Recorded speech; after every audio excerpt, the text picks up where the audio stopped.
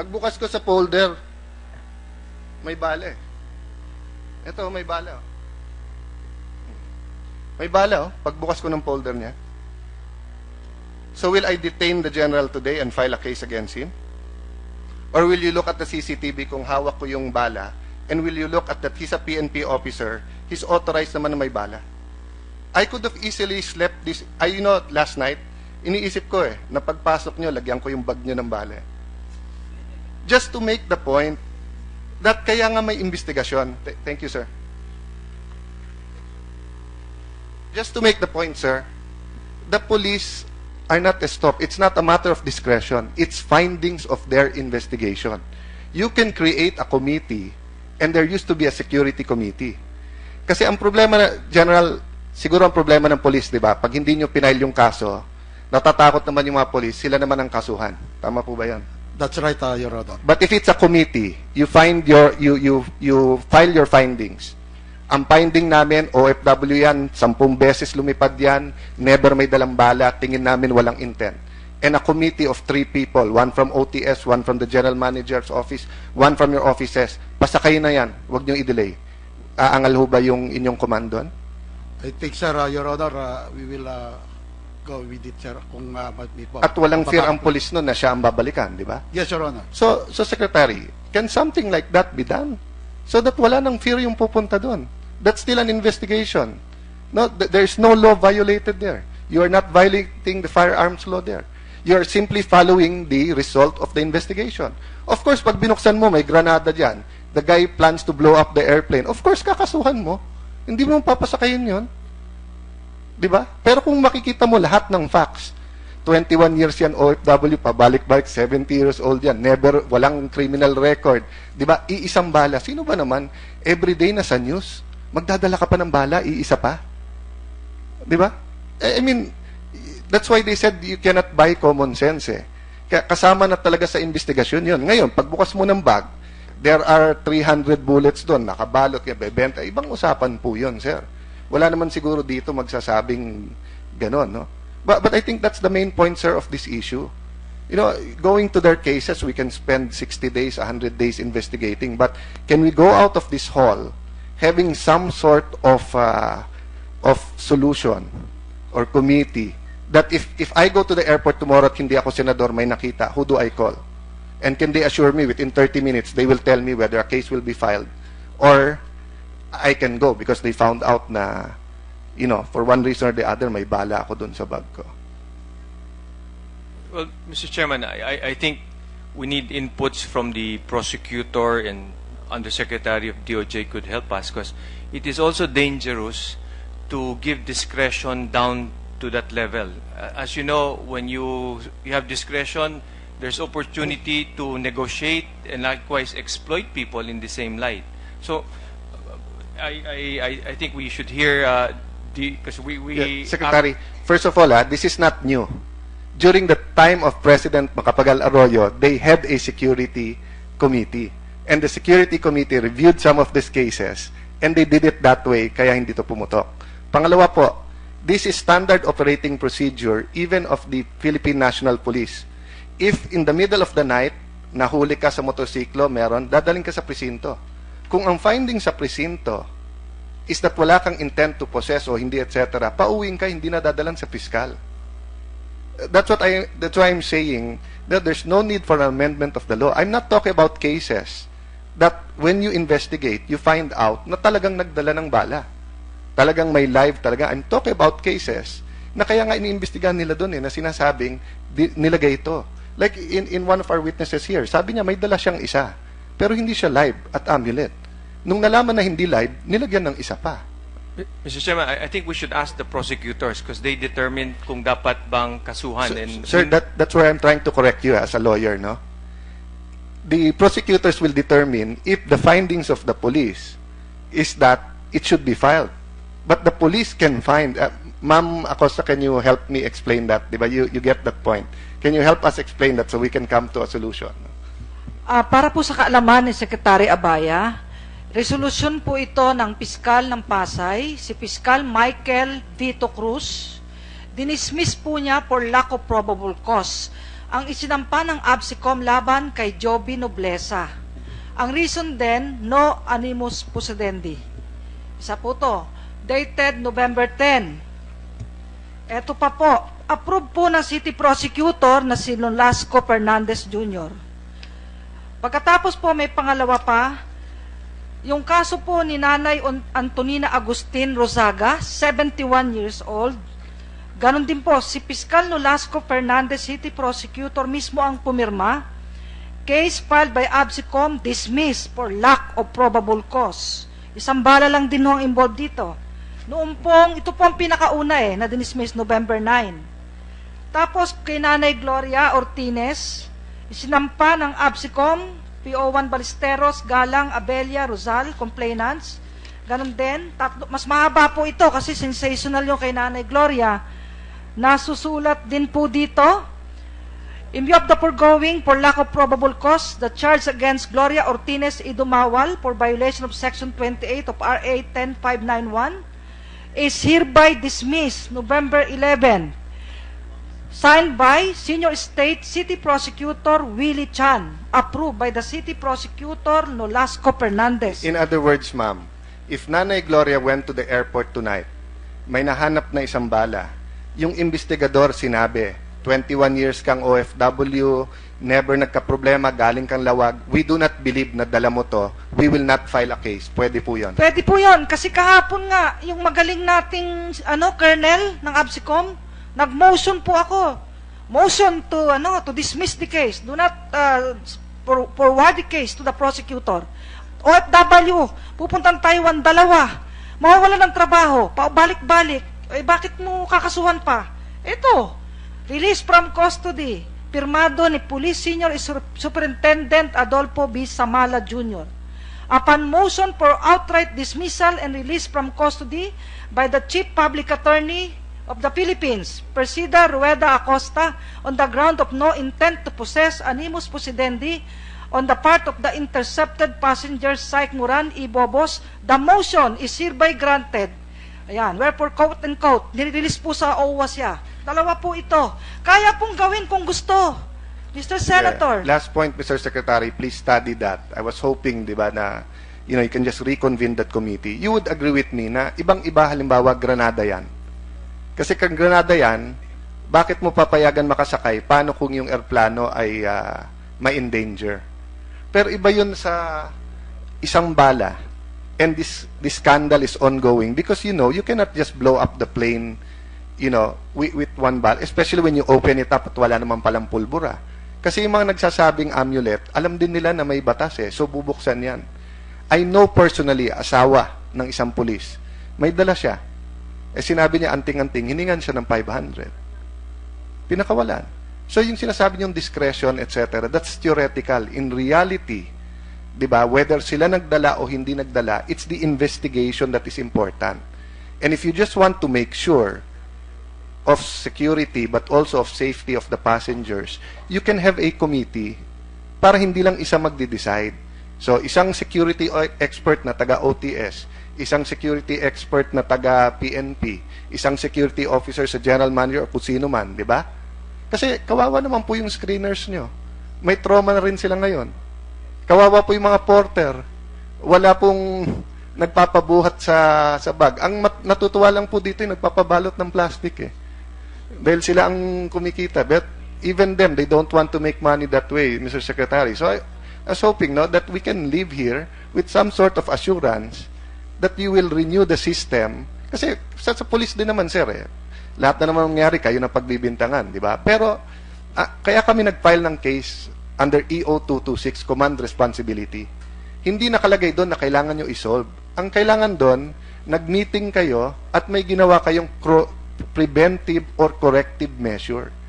And that's what we've all been asking here today.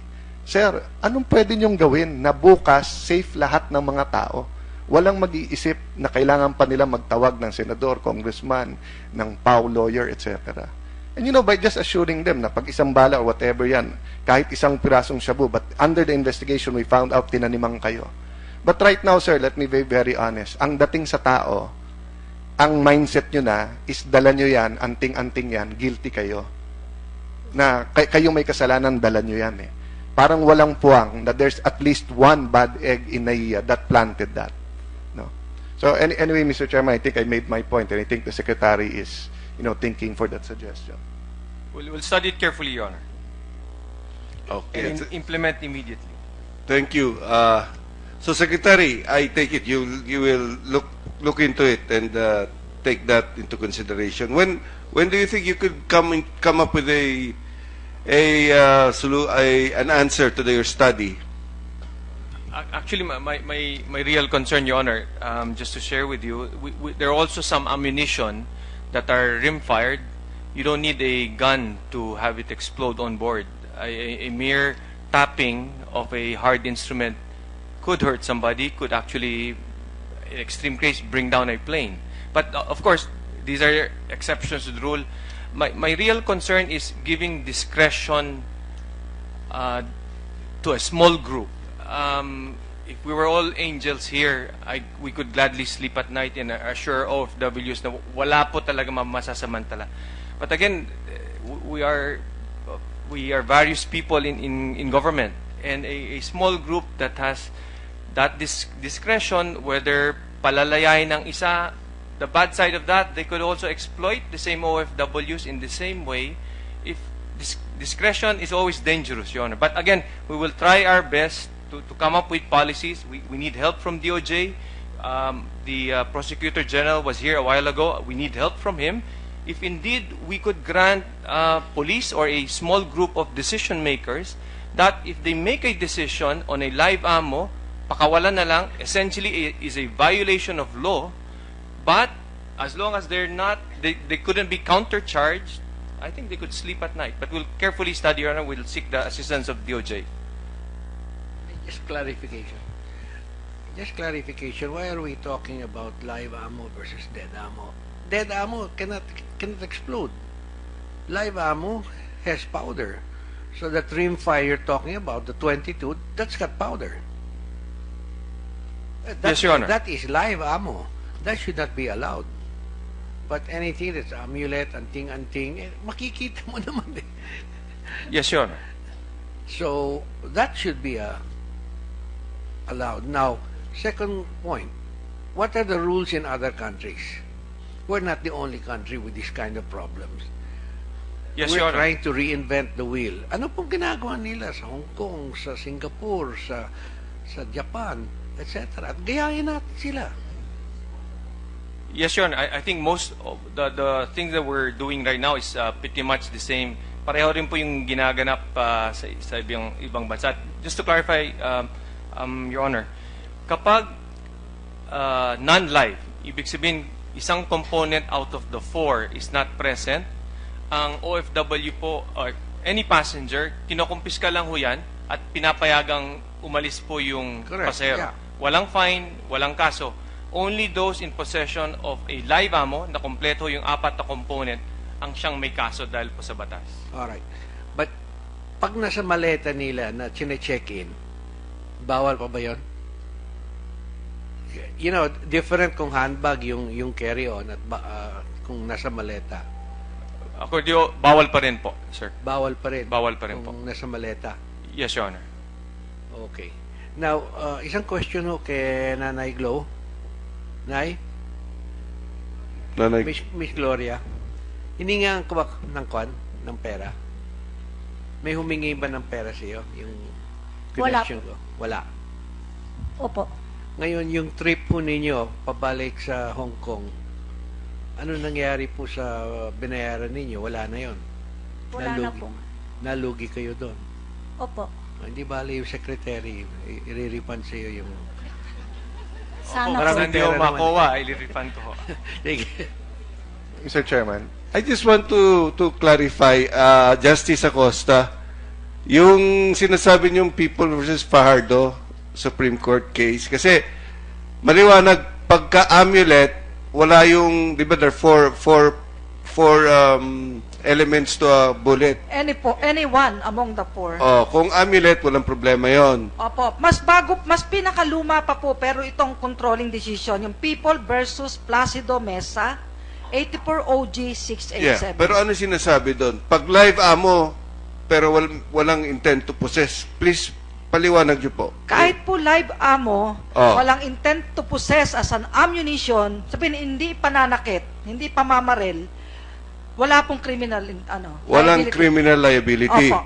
Opo. And according to Article 8 of the Civil Code, the Supreme Court decisions form part of the law of the land. Am I Tama correct? po. Napakatama po niyan.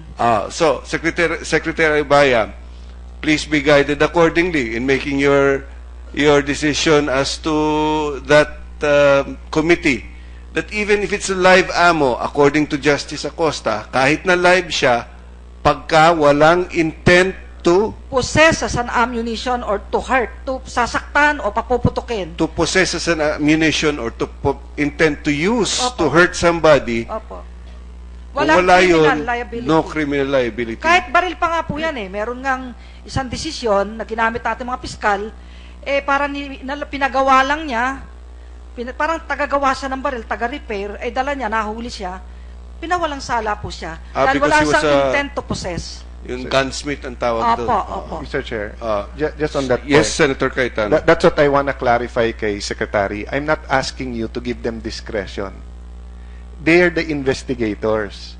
When they find out under their investigation that there's no intent to possess, or duda sila na talagang dala niya yon, meaning they suspect baka nga plinanta, it is their duty not to fight it sa piskal. You watch all this police and movie, you can watch live yung totoo sa inquest or watch even sa movies. Yung police captain sasabihin sa police, why file it? They will just throw it out. You will waste taxpayers' money. So I'm not asking you to change the rule. I'm saying, some time ago, ang NAIA had a committee and nire-review nila yung investigation.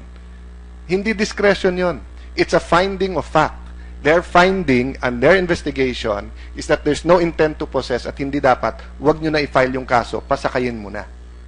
No? So, anyway, it's all been communicated. Kung ako masusunod, I will not let you leave here until you make a decision because every day na people go to the airport na nagdududa, kawawa empleyado, kawawa yung pupunta doon. You have to give them something, no?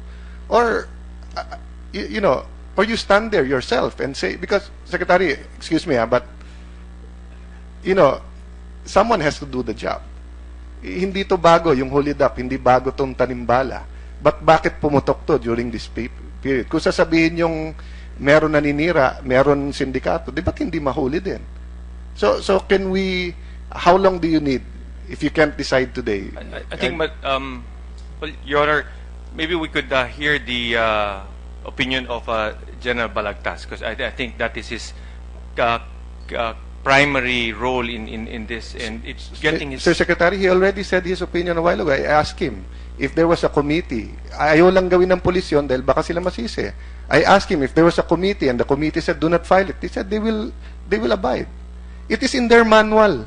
Ang manual nila ng investigation ng PNP is that pagka sa investigation nila guilty, i-file. That's why in-example ko kanina yung yung bala nilagay ko sa kanya. Kung nilagay ko ngayon yung bala sa kanya, dumating yung Sergeant at Arms, sa piskalya ka ba dadalhin? Hindi. Magpa-finding yung Sergeant of Arms namin. And nilagay ni Senator Cayetano bakit siya ang dadalhin namin ng piskalya? So it's a finding of fact. But of course, if the finding of the Sergeant of Arms is dala niya and it's So I'm just saying, Secretary, if it's an ordinary investigation, case per case, tama yung nangyayari. Hindi na nga case per case Every single day, ang dami. At may accusation na nga na may modus, merong sindikato, etc. So unless baguhin nyo yung sistema at may remedyo, this will continue. And do you want to continue? You made a statement, we assure APEC delegates, walang maplaplanta ng bala sa inyo. I'm sure what you meant was that also OFWs and everyone. But anong interpretasyon namin lahat? Pati ng sa social media tao. Ang interpretasyon namin, pagka taga-APEC, kaya nyo i-guarantee. Pag ordinary tourist at saka ordinary OFW, hindi nyo kayang guarantee. We want to help you. We want to correct that. But it's not gonna happen if you keep the same system right now. That the police feels na basta't may nakita, kailangan i-file. Pero pag nakita ng police, 71 years old, 30 times lumipad, galing sa ganun airport, hindi nakita, hindi. Finding ng police, do not file. Because there's no intent to process, and duda kami yun.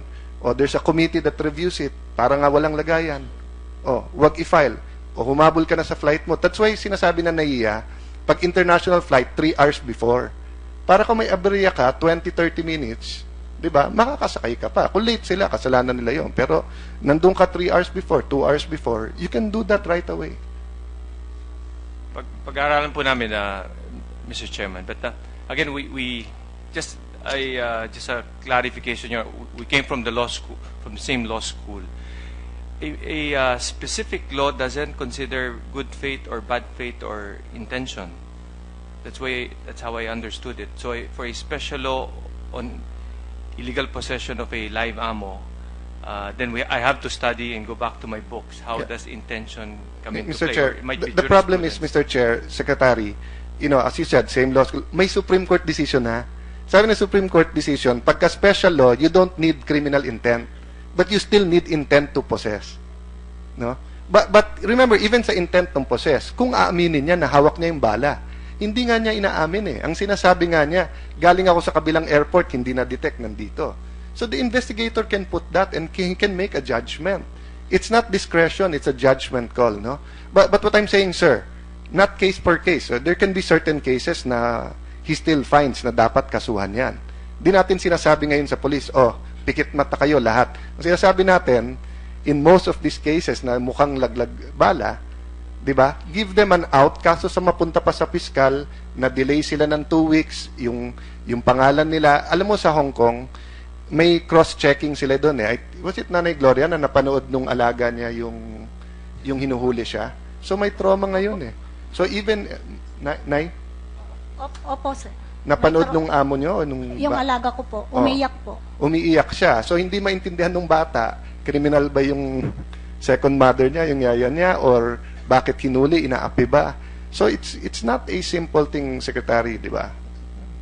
I'm sure po si Nanay Gloria is not, she's completely innocent. But pag-aralan po namin mabuti, and I've been coordinating with the USEC DOJ, we'll come up with clear policies to look after our OFWs, but at the same time, avoid and also protect our law enforcers.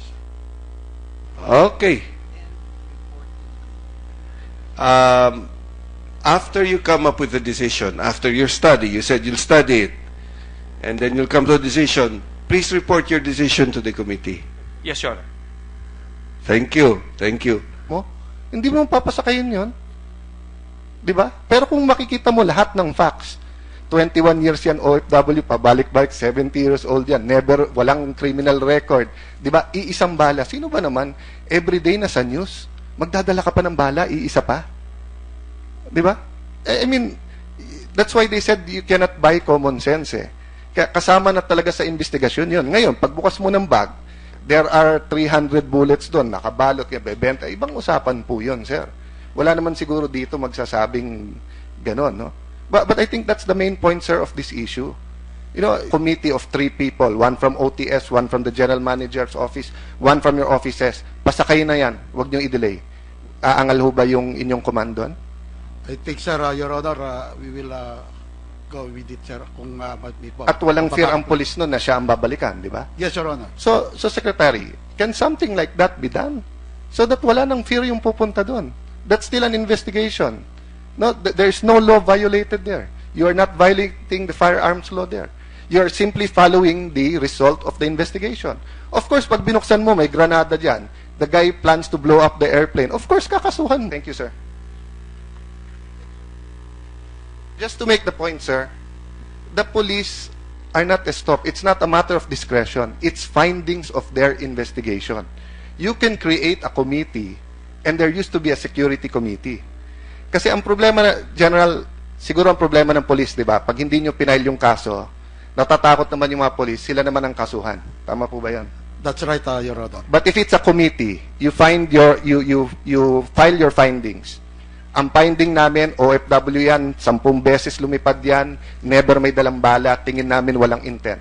And going to their cases, we can spend 60 days, 100 days investigating. But can we go out of this hall having some sort of of solution or committee that if I go to the airport tomorrow at hindi ako senador, may nakita, who do I call? And can they assure me within 30 minutes they will tell me whether a case will be filed or I can go because they found out na, for one reason or the other, may bala ako dun sa bag ko. Well, Mr. Chairman, I think we need inputs from the prosecutor and Undersecretary of DOJ could help us because it is also dangerous. Pagbukas ko sa folder, may bala eh. Ito, may bala. May bala, pagbukas ko ng folder niya.